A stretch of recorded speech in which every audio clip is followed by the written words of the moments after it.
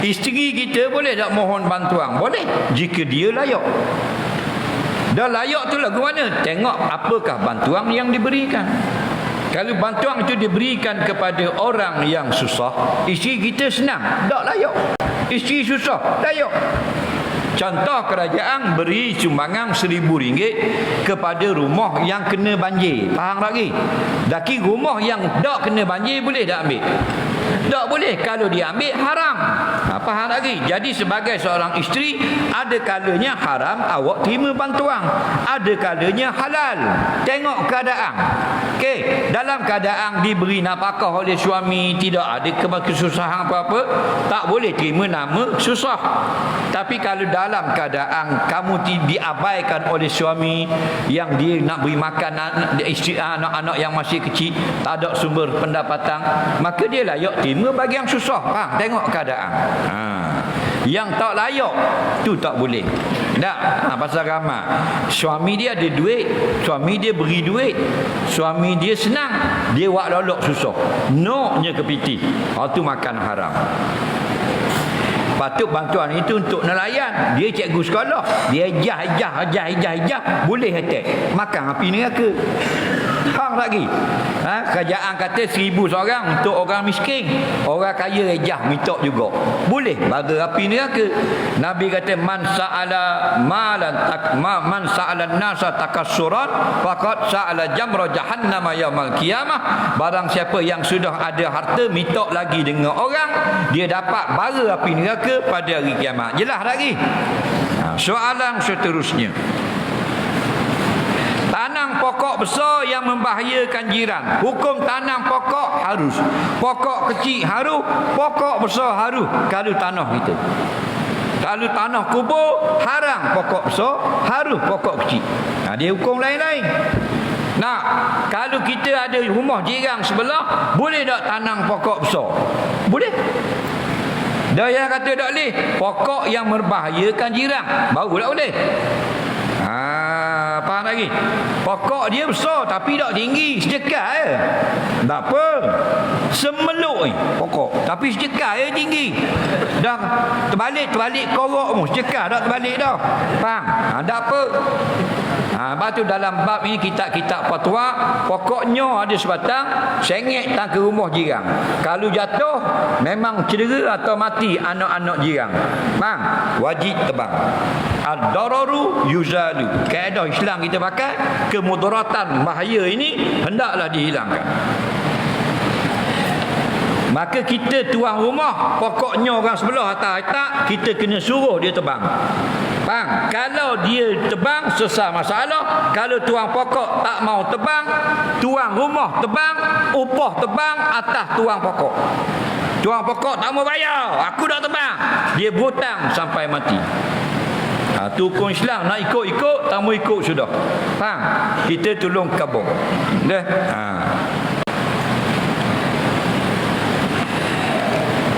Bukan kata pokok dahang saja, kalau tak suka kita boleh suruh alih. Contoh, ni tanah orang, ni tanah orang lain, sebelah-sebelah.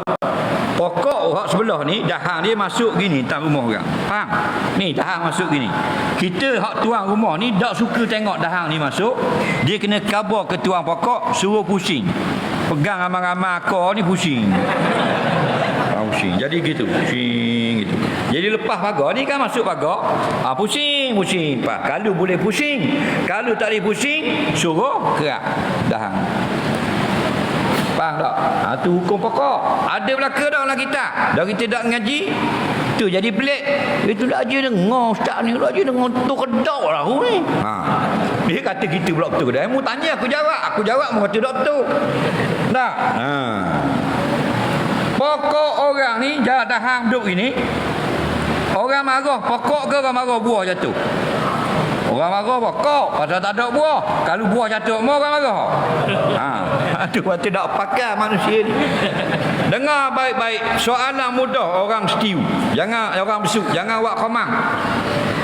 Orang sebelah tanam pokok, ada buah besar-besar beledi, buah ipar. Faham? Jatuh dalam tanah kita boleh ambil tak? Boleh. Dah boleh makan.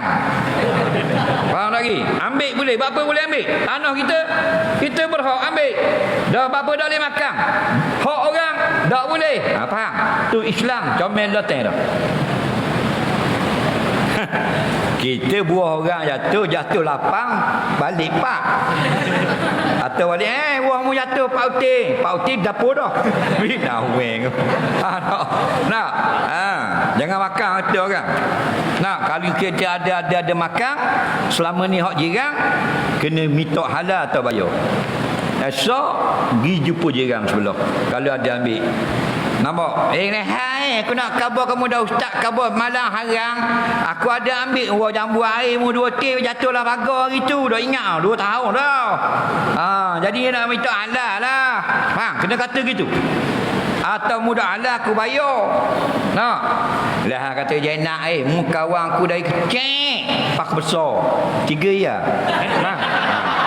Dia bayar 3 ya. Dah harta orang bayarlah. Datang dah ke aku nak apa? Ingat ke nak free lah.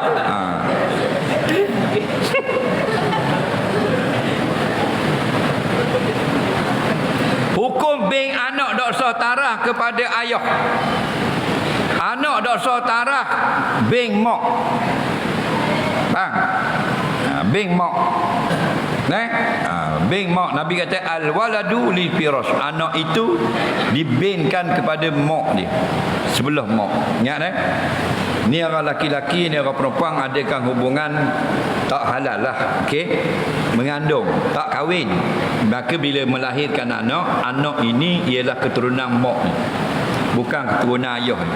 Kerana ayah tidak berkahwin, tidak diiktiraf pada syarak. Okey? Dia tak kahwin, tak iktiraf. Jadi bila anak ni besar, mak ni mati, anak dapat saka. Atau anak ni ada harta, anak ni mati, mak dapat bahagian dia. Okey? Kerana mereka saling mewarisi. Hak belah ayah dak. Faham lagi? Walaupun lepas beranak pergi nikah. Tapi adik-adik yang lain yang lahir kemudian, yang ada ayah yang sah adalah adik-adik seibu. Faham lagi?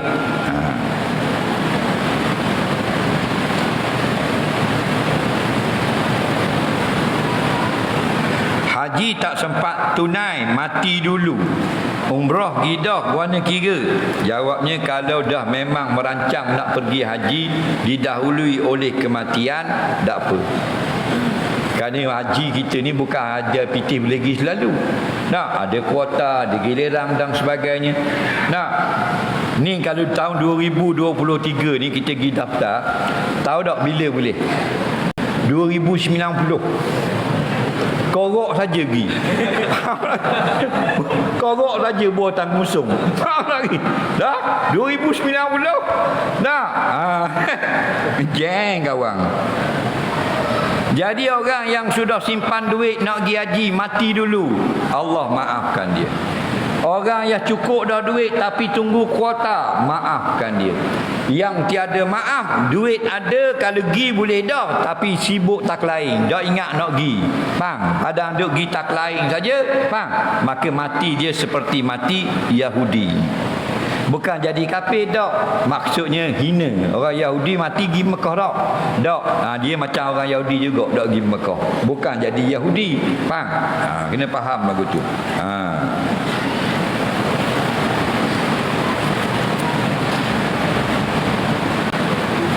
Tanam kelapa sawit kena zakat ke tak? Nampak tak? Kelapa sawit kena zakat tak? Yang kena zakat makanan orang. Ruji, tanam kurma, tanam padi. Okey? Dia tanam strawberry tak kena zakat lah. Faham? Dia tanam buah naga, tapi kalau berniaga kena zakat. Dia seorang peniaga buah kelapa sawit, peniaga. Faham? Bukan zakat atas tanaman, zakat perniagaan. Okey?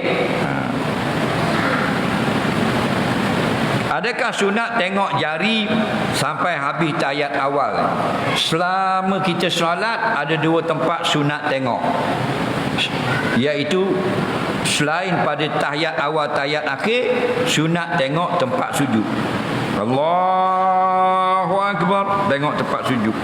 Rakaat Allahu Akbar, tengok tempat sujud. Bangun sami Allahu liman hamidah, tengok tempat sujud.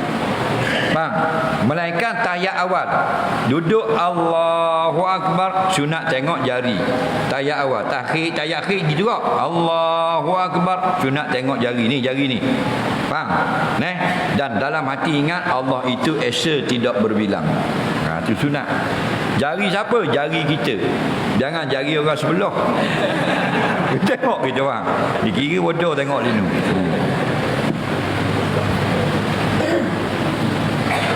Kita solat sunat taubat kena kabur suti-suti ke dosa? Kata ulama, kabur suti-suti afdal. Ya Allah, ya Tuhanku, ampunlah dosa aku daripada minum arak, ampunlah dosa aku daripada isap ganja, ampunlah dosa aku daripada minum ketung, ampunlah dosa aku daripada raba punggung orang puang. Sebut suci-suti. Tapi kalau kita sebut semua pun dibolehkan juga. Nah, Allah maghfir li dzunubi jami'a, ya Allah ampunlah bagi sekalian dosa aku tu sekalian sekali. Boleh juga. Lebih baik sebut satu-satu. Ambil wuduk, basuh kaki, cucur saja tak rosak, sah atau tidak? Sah jika rata air, jari-jari celah jari, jelah kaki, tepi-tepi tapak kaki, dua kaki buku ladi kata. Allah kata wa arjulakum ilal ka'bain, wajib kau basuh kaki kamu ujung jari atas semua sekali sampai lebih buku lali. Jadi kita basuh dengan air kuat, mau sembuh kuat, tak jamah pun sah. Tapi kalau kita basuh dan kita gonyoh gini, pahala banyak kerana ikut perbuatan Nabi. Tapi kalau tak kata, tak sah semayang. Cucur sembuh tak kata, tak sah. Dan bukan wajib guna tangan, sunat kerana ikut Nabi. Nabi diguna tangan, ambil muka tangan, bubur cebok air, Nabi basuh dengan tangan muka Nabi. Faham? Padahal kalau kita sembuh dengan paip besar, ujang, tak ada kuat, rata juga. Faham? Kita buat dengan tangan, ambil celup air, sapu kepala gini. Ikut Nabi, dapat pahala banyak. Tapi kalau kita cucur dengan paip ini, sah tak? Cucur kena tak? Atau kita cebok, kita buat bola takraw, lepas, sah tak? Kena pahala, faham? Soalan seterusnya, mana-mana kuliah ada budak-budak cek bising. Baik buat balik ke pergi juga kuliah. Dia gini, budak-budak kecil ni ramai orang tua ke budak-budak kecil? Ramai orang tua. Yang sebenarnya budak kecil tak ramai. Tapi oleh kerana dia berbunyi nampak macam ramai. Okey. Jangan sampai kita tak bawa anak, boleh bawa anak supaya dia selalu dengan masjid, ada keberkatan masjid kerana masjid ni rahmat. Dan insya-Allah dia akan membesar dalam keadaan sudah biasa dengan masjid. Dan kalau dia main, memang tugas dia main. Ada budak 2 tahun jolok buah kelapa sawit je. Mana ada, bukan kerjaan dia cari biti angkat darah. Faham? Budak-budak bangun nak main, nak makan, nak tidur. Bangun nak main, nak makan, lepas tu tidur. Bangun nak main, nak makan, nak tidur. Betul tak? Dia masuk bilik air, kita suruh mandi, dia main tak? Main. Tubik bilik air, bagi tuala, main pula. Mu retak aku retak mu. Faham? Lepas tu nak sikat rambut kat cermin main tak? Main pula. Mu susu sikat aku lomo minyak rambut atas dahi. Faham? Sampai kat meja makan main pula. Main makuk, terik, sudu. Faham? Masuklah kereta main. Kita bubuh mainan dalam kereta kita kalau bawa anak supaya tak kacau kita. Kerana dia nak main, dia tak duduk saja. Ada budak masuk kereta umur 3 tahun. Ada itu. Mana ada? Main ya, dah masjid main tak? Main nak. Ni imam-imam besar. Masjid negeri semua masa kecil main dulu. Tahu tak? Lepas tu jangan marah orang bawa anak. Tapi bila kita tengok dia main, kita kabar. Adik, kita semayang. Faham? Adik, jangan main air masuk dalam masjid. Adik, jangan bising, tak baik. Kabar gitu. Benda yang kita kabar tu dia akan loading dalam hati dia. Ada budak loading sejam, ada budak seminggu, ada budak 3 tahun. Faham lagi? Tapi setiap perkataan-perkataan yang baik akan simpan dalam hati dia. Akhirnya dia akan jadi orang yang hak masuk semayang tembak lagi. Budak orang komak, masuk ah. Allahu Akbar. Datang Fatihah bodoh. Nah, kita nak marah apa ni? Lagi. Yang tak boleh lari ayah dia duduk sebelah. Allahu Akbar. Tengok ayah dia. Faham? Lari. Ayah dia rokok ada. Tahu tak? Tu budak-budak, faham? Dia kena pergi main tak? Tapi ijma' ulama, kanak-kanak dia akan masuk mula masa mana? Tayak akhir. Berlari hatup duduk gitu. Faham lagi? Pasal apa? Pasal dia nak suruh khabar dia tu semayang. Itulah budak-budak Setiu, Besu, Kuala Lumpur, Mekah sama. Tahu tak? Ni balik panjat tiang. Panjat tiang. Tak pelik pasal kanak. Orang pelik tu noja khabar. Tu bila? Tu bila? Tu baru pelik. Faham? Tu imam berhenti mayang. Kiu-kiu. Tu baru pelik. Tak? Kalau kanak-kanak tak pelik. Cuma kita tengok dia main tipa orang. Adik, jangan main masuk semayang. Biar masuklah hati dia mau. Tak? Itu cara dia. Melainkan kata ulama yang mengganggu berdoa lalu. Tu barulah kalau boleh kita tak bawa. Hok berat sangat. Tu lain. Contoh berat sangat tu imam sujud dicelok kain. Jadi. Faham? Tu imam tak kalau dalam itu. Balik awal. Nampak habis peta setiu gemuruh ni. Sikit kita. Kita buat ibadah patut mari rasa riak. Patut kita menyesal pula Tuhan terima insya-Allah. Orang yang buat amal akhirat tetapi ada riak, maka banyak berdoa gini, Rabbana la tu'akhidna in nasina aw akhtana. Wahai Tuhan kami, jangan ambil balahlah atas kami andai kami tersalah, andai kami tak betul banyak kejahilan kami. Jadi kata ulama, kita insya-Allah Tuhan akan kembalikan balik pahala yang sudah tidak ada. Faham? Itu mudah bagi Allah.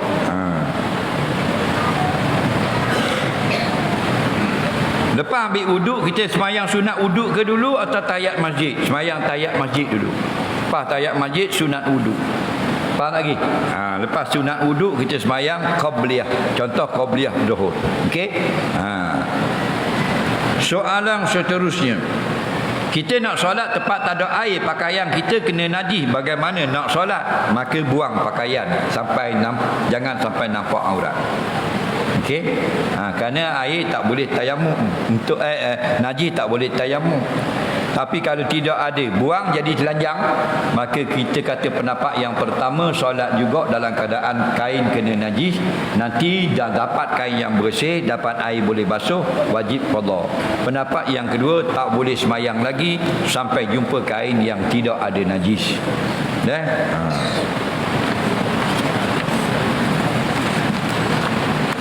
Saya syarat mengandung, apakah hukum masa sihat? Dan darat saya solat macam biasa, tapi kalau lengah sakit pinggang saya solat separuh biasa berdiri, separuh duduk, boleh ambil. Orang ni dia mengandung 8 bulan, 7 bulan, dah gerak sangat. Jadi dia boleh semayang zuhur 2 rakaat berdiri, rakaat yang lepas 3 ke 4 dah gerak nak berdiri, maka boleh duduk. Innad-din yusrun. Sungguhnya agama itu mudah. Nabi kata salli qaiman, semayang berdiri. Fa illam yastati' fa qa'ida. Kalau kamu tak mampu dah berdiri, duduk. Jadi kita 2 rakaat orang mengandung boleh berdiri lagi. Rakaat 3 nak bangun tahiyat akhir dan nak bangun tahiyat awal berasa geberat dah. Faham? Maka buat duduk dah. Fa qa'ida, teruskan duduk. Okey? Yang tak bolehnya kita boleh diri. Saja malas berdiri. Nak sembahyang duduk, tidak sah. Soalan seterusnya, apakah hukum kita ucapkan Merry Christmas kepada orang Kristian? Ada ulama mengatakan boleh, ada ulama mengatakan tak boleh. Kalau kita jadi pemimpin, ada ulama mengatakan pemimpin dengan rakyat itu dibolehkan.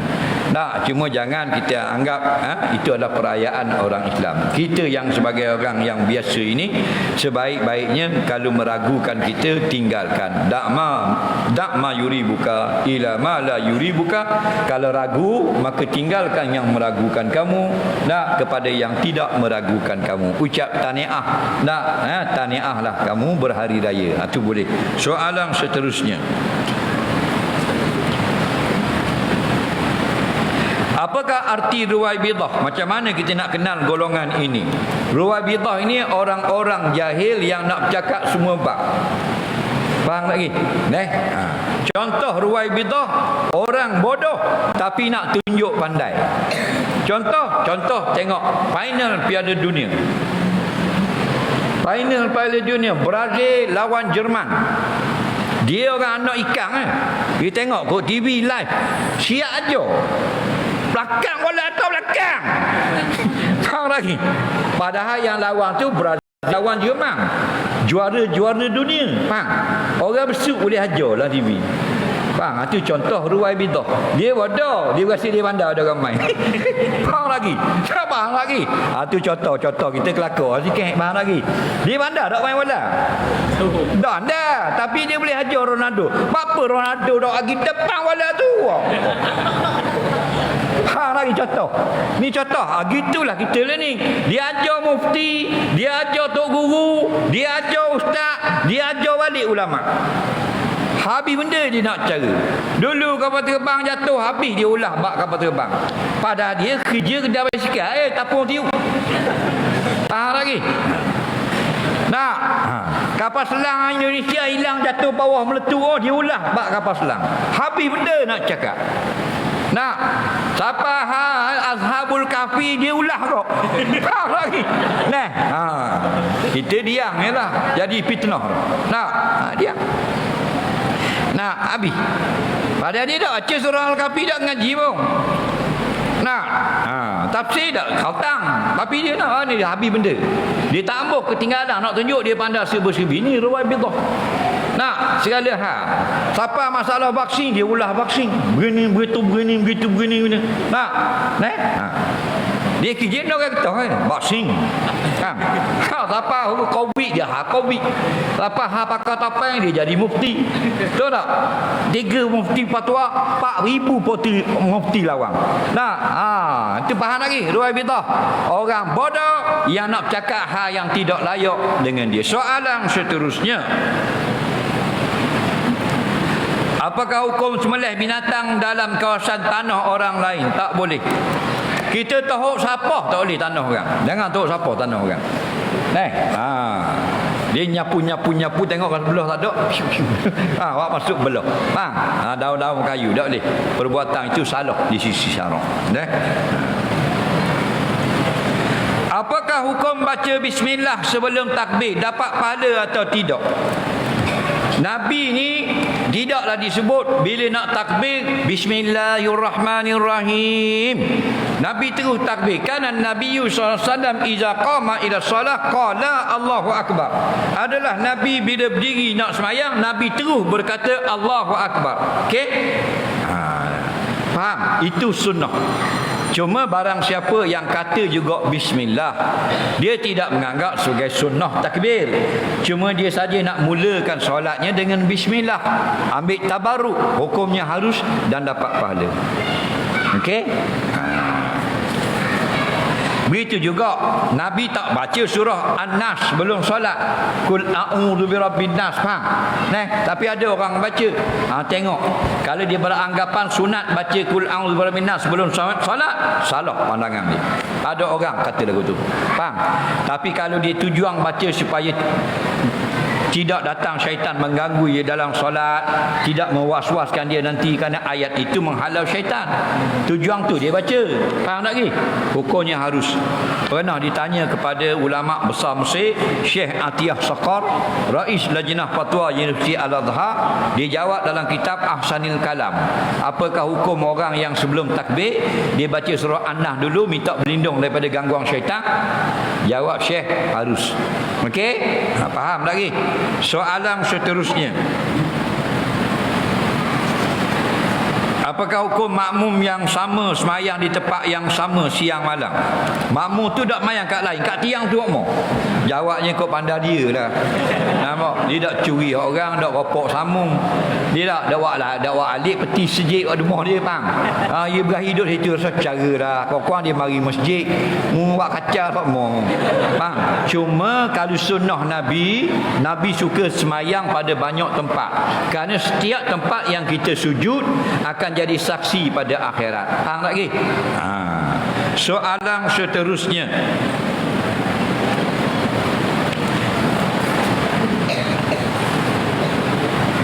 suami tak beri nafkah, wajib taat tak? Wajib taat. Suami berdosa, apa? Kerana tak beri nafkah. Jangan kita pula berdosa kerana tidak taat. Taat itu tetap wajib. Yang tak boleh taat ialah dua. Suami larang buat yang wajib, larang pakai tudung, haram taat. Yang kedua, suami suruh buat yang haram. Faham? Suami ajak minum arak, haram taat. Okey? Dah macam mana? Dah dia dak wina bakar, kena taat. Taat wajib. Dah tu mana? Lapor ke mahkamah syariah. Itu hak kamu, ada hak.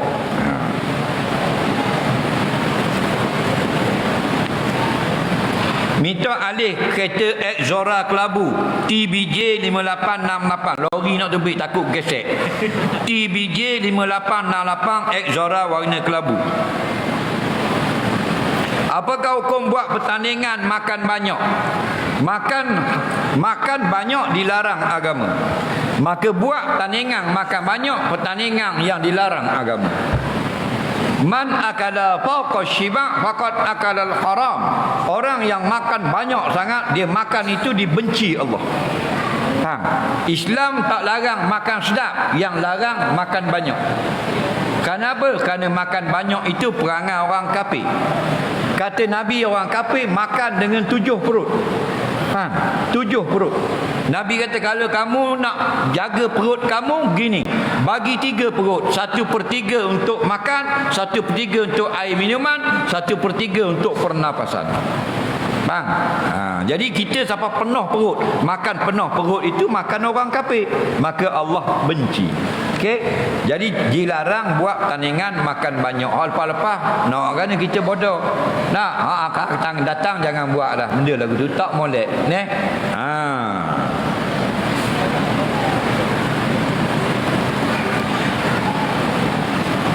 Buah sawit saya kutip 2-3 utir buat ngai ikan keli, boleh atau tidak? Jawabnya, kalau tuan dia tidak izin, sutir pun tak boleh. Tapi kalau memang menjadi kebiasaan tuan dia tak ambil dah, kalau sutir 2 lagu tu, hukumnya harus. Faham tak? Harta orang jangan buat macam harta kita. Harta kita lain, orang lain. Kalau ada dah surat atau tulisan atau percakapan tuang dia tak suka ambil, jangan ambil. Tapi kalau adat kata kalau gini tuang dia dah ambil dah. Gabur 5 nautir tarupuk ni, faham? Jadi itu hukumnya harus. Kerana uruh itu juga dipakai syarak. Soalan seterusnya, apakah hukum kata tuang ayamnya berak tempat wuduk masjid? Jawabnya, tuan ayam kena datang basuh. Ayam tak wajib basuh. Soalan seterusnya, hafazan Quran ketika haid boleh tak hafaz Quran? Jawabnya, hafaz di dalam hati. Kalau tak boleh, gerak-gerakkan bibir tanpa mengeluarkan suara.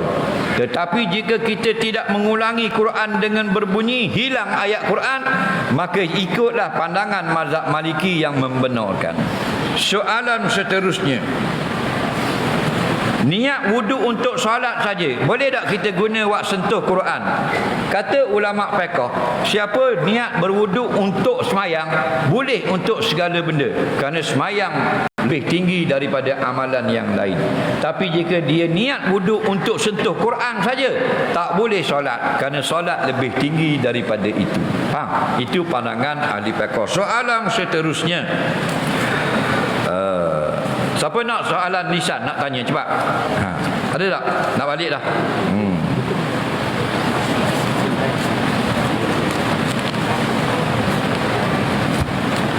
Soalan terakhir yang bertulis. Pengantin perempuan pakai baju labuh, ada budak seorang tukang pegang ekor dia akak tak muri selerek tanah. Apakah hukumnya? Hukum tengok qadar angkat. Kalau angkat tak muri bereret, boleh. Akak sampai puing tubik punggung itu tak boleh, kerana nampak aurat. Banyak pengantin hak tubik punggung dua ni. Pengantin akak kain hak tubik nampak punggung, nampak peha dua ni banyak. Di masjid. Bila balik lagi muslimat, takut ke kemucu akak kain gini, balik rumah. Betul tak? Tok siok suluh kat belakang orang dekat. Puing, molong punggung puing. Nah, haram hukumnya. Nah, perhati tak macam mana tak? Ni ramai balik sejik, balik surah selok kain. Nah, bapa mu selok molong mucuk, tambah mucuk. Muslimat zaman Nabi kain heret atas tanah sejekat. Gila kotor kain daripada orang nampak putih dia. Kita selok kain. Terbilah dulu kat belakang ikat tinggi kain dah. Lagi. Maklum jawab tengok orang lah. Goyang gitu tak? Tapi bukan anak ikan lah, gemuruh tu. Haram lagu tu. Jadi kalau nak buat ekor panjang gaung, tujuan nak mengikut pengantin orang kafir, dilarang syarak. Jangan ikut orang kafir. Tapi memang dia labuh, nak takut sakut, takut apa, budak ada seorang, hukumnya harus. Tapi labuh ekor nak ikut orang kafir, jangan. Kerana kita lebih mulia dari orang kafir, jangan ikut orang yang lebih hina daripada kita. Soalan lisan cepat nak balik.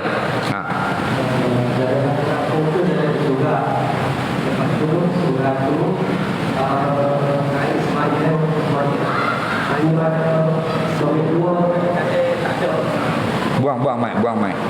Satu surah dan dari satu kampung tu, lepas tu naik waktu maghrib ke asar dulu, jangan ada orang. Dia waktu esok itu ada dalam 2-3 orang. Kadang-kadang tak ada tu. Jadi apa hukum bagi penduduk situ? Dia setiap satu mukim kena ada tempat dibuat solat jemaah. Kalau ada berbilang-bilang masjid surau banyak, tak mengapa asalkan ada, sudah ada. Faham? Sebab itulah sebaik-baiknya jangan bagi ada kosong. Ada 2 orang sudah memadai fardu kifayahnya. Yang sebenarnya bukanlah bila ada satu mukim 40 masjid, 40 kena ramai tau. Sebetulnya satu masjid, satu mukim. Sebab zaman kita ni satu mukim banyak, surau 5, masjid 3. Nak dapat ramai tu tak boleh lah dengan penduduk. Nampak tak? Jadi siapa yang pergi, 4 orang saja pergi. Kadang-kadang duduk tabligh ada. Orang lain tak mari. Dia patut 400 pahala mari. 4 orang budak tabligh tu, dia seorang dapat 400. Untung dia atas orang tak mari. Orang tak mari bukanlah berdosa, tapi dapat satu semayang. Orang lain RM27 dia seria. Okey, lagi soalan.